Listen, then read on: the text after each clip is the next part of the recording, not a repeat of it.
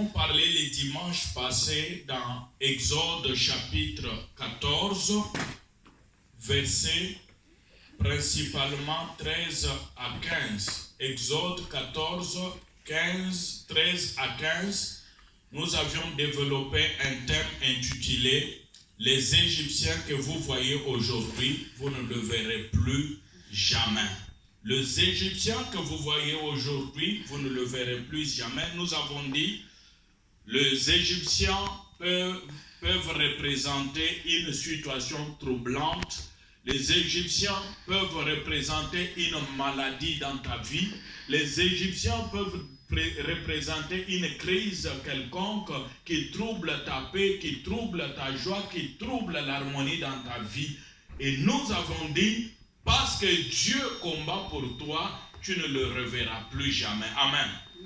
Tu ne reverras plus jamais ces Égyptiens-là. Et nous avons dit, pourquoi nous n'allons plus le revoir? Nous avons dit parce que c'est Dieu lui-même qui combat pour nous. Les enfants d'Israël sont sortis de l'Égypte, de l'esclavage. Mais Pharaon n'a pas voulu les laisser partir. Il les a poursuivis. Et lorsqu'ils ont vu Pharaon et son armée venir, les enfants d'Israël ont commencé à pleurer. Ils ont commencé à voir la mort. Ils se sont dit, ils vont mourir. Et c'est alors que Dieu parla à Moïse de communiquer à son peuple, de leur dire, dites au peuple de garder silence, car l'Éternel combattra pour eux. Et toi aussi, mon frère, ma soeur, le Seigneur me dit de te dire aujourd'hui, garde silence parce qu'il va combattre pour toi. Amen.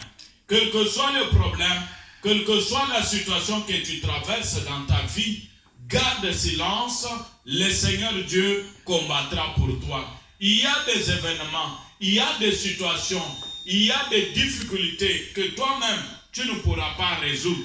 Il faut faire confiance en Dieu. Amen. Si tu as besoin d'un stylo.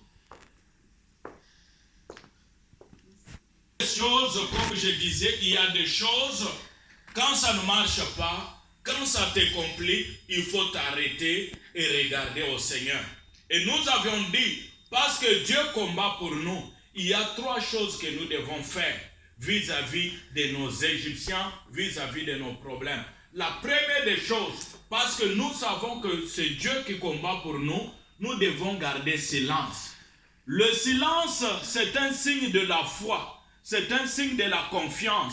Quand tu sais que Dieu combat pour toi, tu ne vas pas t'agiter. Tu ne vas pas parler de n'importe quoi. Tu ne vas pas dire n'importe quoi comme les enfants d'Israël qui ont parlé jusqu'au niveau d'offenser le Seigneur, au niveau d'offenser leur Dieu. Bien-aimés frères et sœurs, quand nous traversons des moments difficiles, quand nous faisons face à des défis que nous ne savons pas relever, apprenons à garder silence parce que Dieu combat pour nous dans notre silence. Il faut savoir une chose, que Dieu n'est pas obligé de te dire tout ce qu'il va faire pour ta vie. Dieu n'est pas obligé de te révéler ton avenir. Écoutez, Dieu a donné une vision à Joseph. Il a donné un songe à Joseph. Il a donné un rêve à Joseph. Mais il n'a pas révélé à Joseph ce que ses frères allaient lui faire.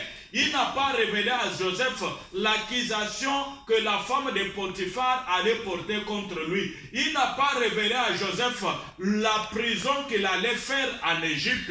Mais dans son silence, Dieu était en train de travailler pour le bien de Joseph. Écoute, des fois il y a des circonstances contraires qui nous arrivent. Il y a des circonstances opposées aux promesses de Dieu sur nos vies, opposées au genre de rêves que nous avons. Quand ces choses arrivent, ne pense pas que Dieu t'a abandonné. Ne pense pas que Dieu n'est plus avec toi. Mais il faut savoir, la Bible dit une chose, que toutes choses concourent au bien de ceux qui aiment Dieu. Amen. Dieu utilise toutes circonstances qui t'arrivent pour amener à l'accomplissement de ses promesses sur ta vie. Donc, quand nous faisons face à nos Égyptiens, quand nous faisons face aux problèmes de nos vies, apprenons à rester calmement, contempler ou laisser du temps à Dieu de résoudre nos problèmes ou d'intervenir à notre faveur. La deuxième des choses que nous avons dit, il faut enlever la peur.